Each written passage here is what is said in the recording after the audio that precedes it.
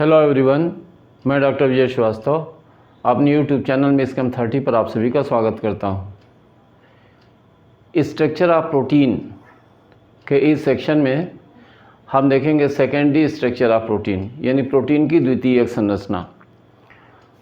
द्वितीयक संरचना को समझने के लिए कुछ फंडामेंटल्स को जानना ज़रूरी है। आइए हम बताते हैं कि द्वितीयक संरचना कि ये फंडामेंटल्स या कुछ मूल बातें क्या हैं। देखिए, जो प्रोटीन है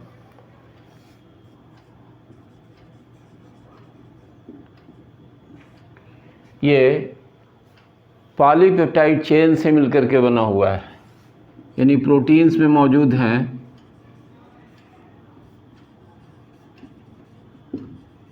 पॉलीपेप्टाइड चेन्स।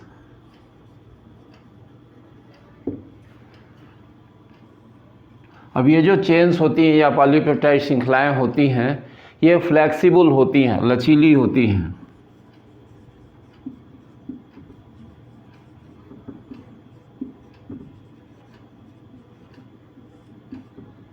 फ्लेक्सिबल होने के कारण ये बिल्कुल स्ट्रेस्ड फॉर्म में हमेशा नहीं रह सकती, इसलिए क्या हो जाता है, ये फोल्ड हो जाती हैं, यानी इनमें फोल्डिंग होती है। फोल्डिंग का मतलब इनमें वलय बनते हैं, और इस फोल्डिंग के कारण इनका एक शेप बन जाता है, और जो शेप बनता है वो भी दो तरह से बनता है। माने फोल्डिंग के कारण शेप्स बनेंगे, और जो शेप्स बनते हैं वो भी दो तरह के बनते हैं, अल्फा हेलिक्स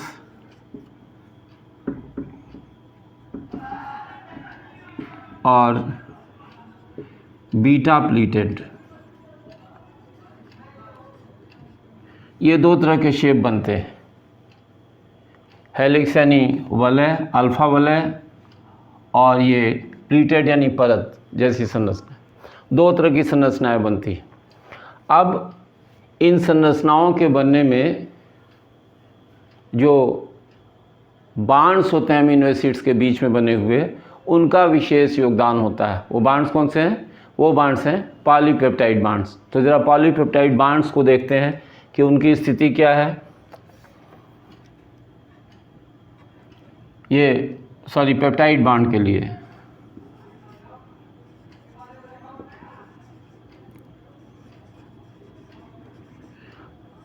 तो पेप्टाइड बांड में हम रिप्रेजेंटेशन इस तरह से दे देते हैं, CONH ऐसे।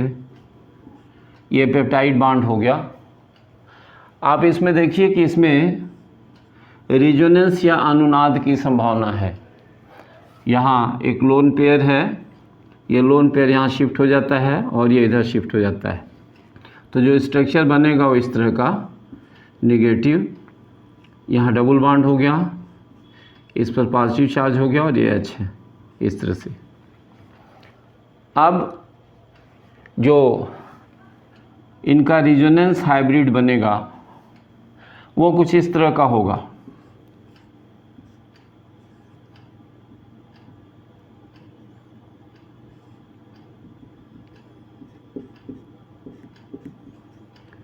इस तरह का बनेगा, यानी हम कह सकते हैं कि कार्बन ऑक्सीजन बांड और कार्बन नाइट्रोजन बांड, इन दोनों में पार्शियल डबल बांड कैरेक्टर है, यहाँ भी और यहाँ भी।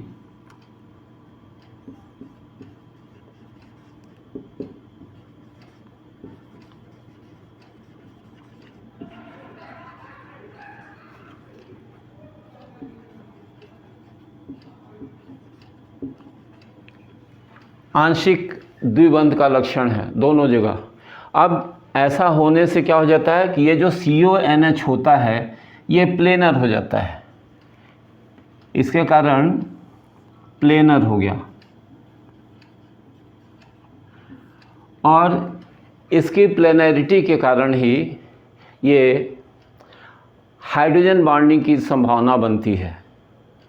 जब चेन्स फोल्ड होती हैं तो किसी अमीनो एसिड का CO ग्रुप और किसी दूसरे अमीनो एसिड का NH ग्रुप एक दूसरे के सामने आते हैं और वहाँ हाइड्रोजन बॉन्डिंग बनती है, और हाइड्रोजन बॉन्डिंग बनती है तो ये जो फोल्डेड स्ट्रक्चर्स बनते हैं उनमें स्टेबिलिटी आ जाती है। तो ये बताया कि डबल बॉन्ड कैरेक्टर हो गया। अब ये डबल बॉन्ड कैरेक्टर जो हुआ उसके कारण देखिए कुछ और भी चीज़ें होती हैं थोड़ा सा, और डेप्थ में अगर बात करें तो देखिए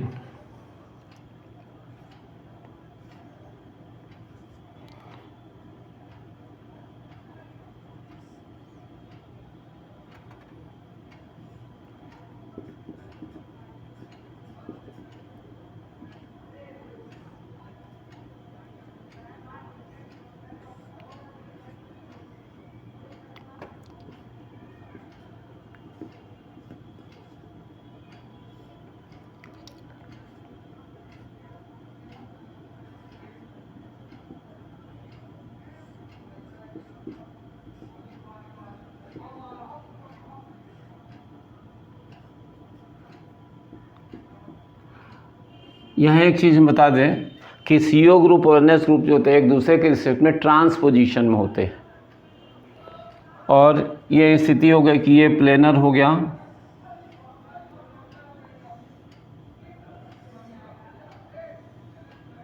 ये प्लेनर हो गया, मतलब ये कार्बन, ऑक्सीजन, नाइट्रोजन, हाइड्रोजन और ये बॉन्ड्स एक प्लेन में हो गए। फिर उसी तरह से यहाँ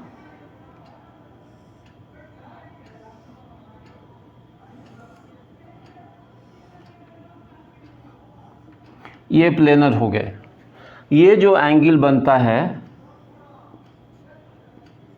इसको हम फाई से रिप्रेजेंट करते हैं, और ये जो एंगल बनता है इसको हम साई से रिप्रेजेंट करते हैं, और इन दोनों एंगल्स को हम कहते हैं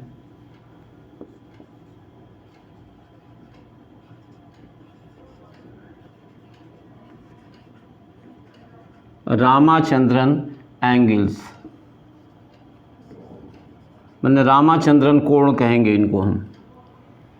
अब ये जो नाम है रामाचंद्रन का या रामचंद्रन आप कह लीजिए, ये एक इंडियन बायोफिजिसिस्ट है,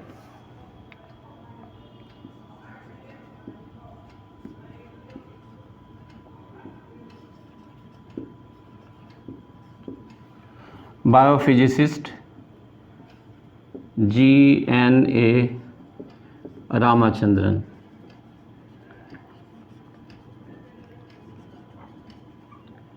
तो GNA रामाचंद्रन ने ये प्लेनरिटी के बारे में बताया और ये एंगल के बारे में बताया। देखिए यहाँ रिस्ट्रिक्शन ऑफ रोटेशन है डबल बॉन्ड कैरेक्टर के कारण, यहाँ भी रिस्ट्रिक्शन ऑफ रोटेशन है, घूर्णन प्रतिबंधित है। लेकिन ये जो कार्बन नाइट्रोजन बॉन्ड है या कार्बन कार्बन बॉन्ड है, यहाँ फ्री रोटेशन होता है।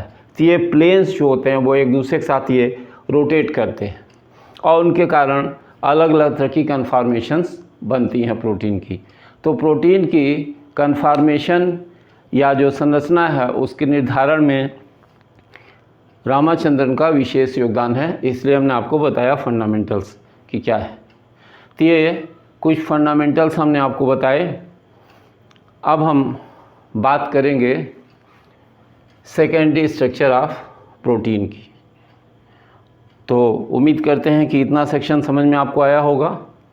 आप चाहें तो नोट कर सकते हैं या स्क्रीनशॉट ले सकते हैं इसका।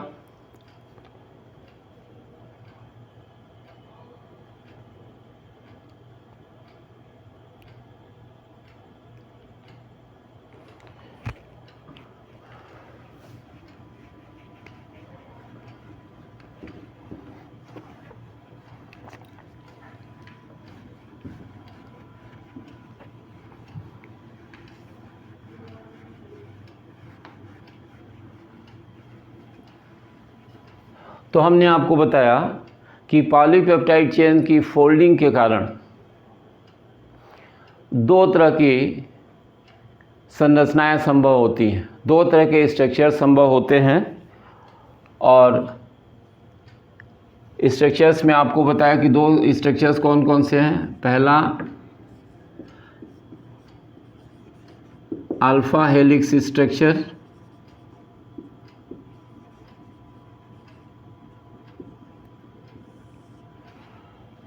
और दूसरा बीटा प्लीटेड शीट स्ट्रक्चर।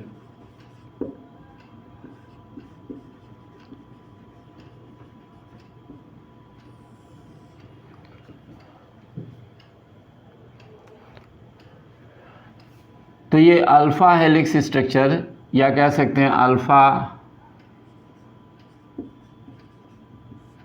वलय संरचना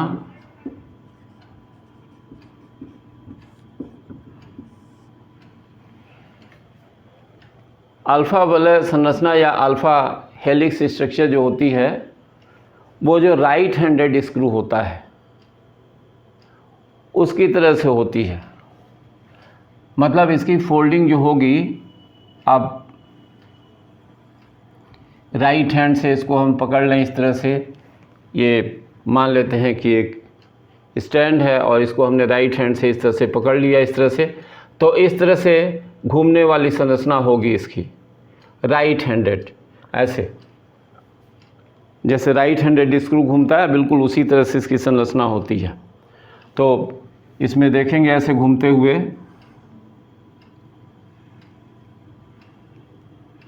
इस तरह की संरचना होगी। अभी थोड़ा सा देखेंगे कि कैसे 3 डायमेंशनल स्ट्रक्चर अगर बनाए तो कैसा होगा, राइट हैंडेड स्क्रू जैसी संरचना। और इसमें एक फोल्ड और दूसरे फोल्ड में जो CO और NH ग्रुप आमने सामने आ जाते हैं उनके बीच में हाइड्रोजन बॉन्ड बनता है। तो उस हाइड्रोजन बॉन्ड के बनने के कारण जो स्ट्रक्चर होता है वो थोड़ा रिजिड हो जाता है और डिफिनिट हो जाता है, कन्फॉर्मेशन जो होती है वो फिक्स हो जाती है। तो अभी इस संरचना को बना करके हम आपको दिखा रहे हैं। फिलहाल बताया कि 2 तरह की संरचनाएं हुई सेकेंडरी सेक्शन में, अल्फा हेलिक्स स्ट्रक्चर और बीटा प्लीटेड शीट स्ट्रक्चर।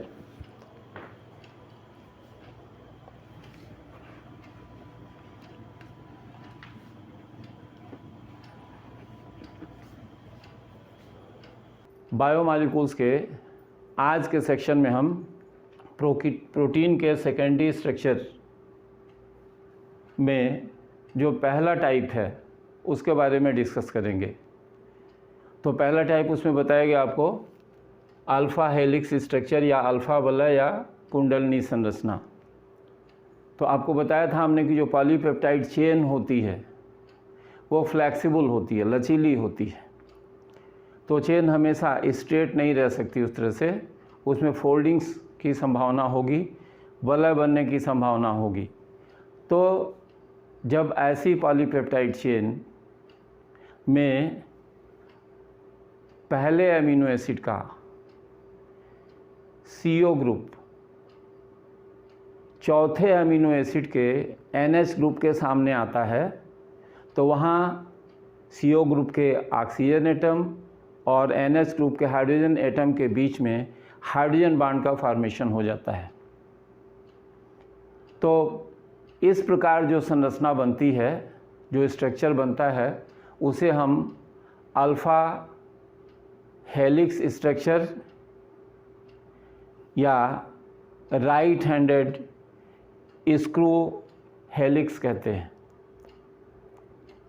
अब इस हेलिक्स या इस स्ट्रक्चर की विशेषता यह होती है कि ये सबसे कॉमन स्ट्रक्चर है, सेकेंडरी स्ट्रक्चर है, और इसमें मैक्सिमम हाइड्रोजन बॉन्ड्स बनते हैं। रीज़न क्या होगा? रीज़न ये होता है कि जो CO ग्रुप्स हैं उनका ऑक्सीजन एटम और दूसरे अमीनो एसिड का जो NH ग्रुप है उसका हाइड्रोजन एटम, ये बिल्कुल सीध में होते हैं। यानी CO ग्रुप और NH ग्रुप बिल्कुल एक दूसरे के सीध में होते हैं, जिससे हाइड्रोजन बॉन्ड जो होता है वो बन जाता है। अब इस स्ट्रक्चर को अगर हम स्ट्रेच करें, खींचें ऐसे, एक एंड को ऊपर एक एंड को नीचे, तो चूँकि हाइड्रोजन बॉन्ड वीक होता है इसलिए बॉन्ड्स ब्रेक हो जाते हैं, और बॉन्ड के ब्रेक होने से जो लेंथ होती है वो स्प्रिंग की तरह से बढ़ती है। जैसे स्प्रिंग को स्ट्रेच किया जाए तो उसकी लेंथ बढ़ती है, उसी तरह से इसकी लेंथ भी बढ़ती है। और जब उस स्ट्रेन को हटाया जाता है तो फिर ये ग्रुप्स जो होते हैं CO और NH ग्रुप आमने सामने आ जाते हैं और फिर से हाइड्रोजन बॉन्ड बन जाता है। तो ऐसा स्ट्रक्चर हमने यहाँ दिखाया हुआ है कि राइट हैंडेड हेलिक्स, आप देख रहे हैं कि स्ट्रेट लाइन ये एरो मार किया है ऊपर के डायरेक्शन में, और दिखलाया है कि इस लाइन के, जिसे हम स्क्रू की तरह से मान सकते हैं, इसमें ये कॉइल का जो पोर्शन है ये ऊपर से है और ये पोर्शन जो था वो उसके नीचे से है। इस तरह से फिर ये ऊपर और फिर ये नीचे, इस तरह से जो था ये स्ट्रक्चर बना हुआ है। इसी को थोड़ा सा इनलार्ज करके हम लोगों ने यहाँ पर दिखाया इस पोर्शन को। तो आप देख सकते हैं इसमें ये पोर्शन इस तरह का है जिसमें कि CO ग्रुप का ऑक्सीजन एटम जो अगला टर्न है इसके NH ग्रुप के हाइड्रोजन एटम के साथ ये हाइड्रोजन बॉन्ड बनाता है। तो कह सकते हैं ये जो डॉटेड पोर्शन जो बने हुए हैं ये सभी हाइड्रोजन बॉन्ड्स हैं। इसको मार्क करके दिखाएं, ये या ये जो बना हुआ है ये, इसी तरह से हम यहाँ भी मार्क कर सकते हैं। ये जितने बने हैं डॉटेड पोर्शन यहाँ जो दिखाया जा रहा है ये भी हाइड्रोजन बॉन्ड है, ये बगल वाला जो बना है ये भी हाइड्रोजन बॉन्ड है। ये सभी जो होते हैं वो हाइड्रोजन बॉन्ड्स हैं।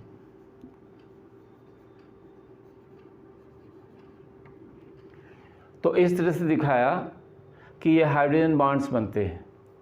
अब इस स्ट्रक्चर को हम 3.6 13 हेलिक्स भी कहते हैं। ऐसा क्यों कहते हैं?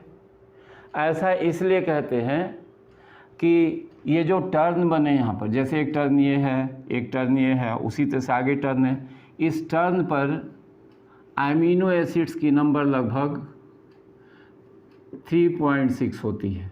मतलब इस टर्न पर 3.6 अमीनो एसिड्स होते हैं और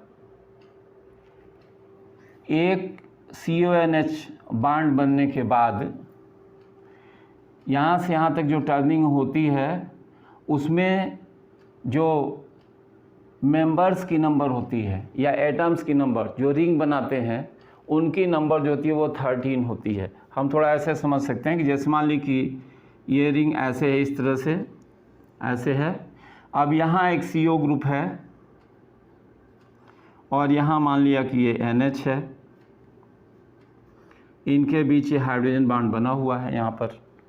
तो यहाँ से स्टार्ट करके अब ये काउंट करेंगे, इसमें जितने यहाँ पर जो है एटम्स होंगे ये सभी यहाँ से और यहाँ तक जितने एटम वो काउंट होंगे, फिर ये हाइड्रोजन और फिर ये ऑक्सीजन।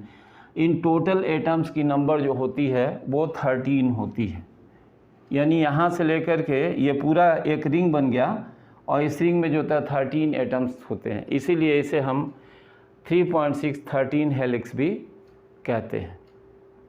तो ये बताया हमने कि जो अल्फ़ा हेलिक्स स्ट्रक्चर होता है वो कैसा होता है।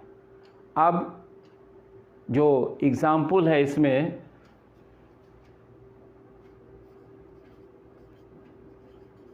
आपको बताएं कि केराटिन ये एक प्रोटीन है जो हेयर यानी बाल, स्किन यानी जो त्वचा है वो, फिर नेल्स और फीदर्स एक्सेट्रा में ये पाई जाती है। तो ये जो क्रिएटिन है इसमें अल्फ़ा हेलिक्स स्ट्रक्चर होता है प्रोटीन का। अब इसी तरह से मायोसिन जो प्रोटीन है ये मसल्स में पाया जाता है और इसमें भी अल्फ़ा हेलिक्स स्ट्रक्चर या अल्फ़ा कुंडलिनी संरचना होती है।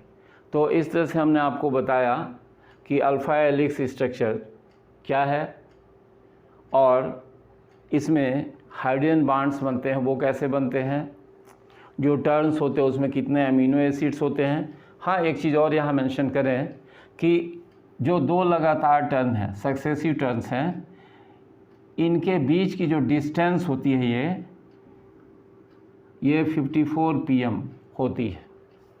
तो ये आपको बताया कि अल्फ़ा हेलिकल स्ट्रक्चर या अल्फ़ा हेलिक्स स्ट्रक्चर कैसा होता है। तो इस वीडियो लेक्चर में इतना ही। आप वीडियोस देखते रहिए, आपने व्यूज़ मेंशन करते रहिए और चैनल्स को लाइक कीजिए, शेयर कीजिए, सब्सक्राइब कीजिए। बहुत बहुत धन्यवाद।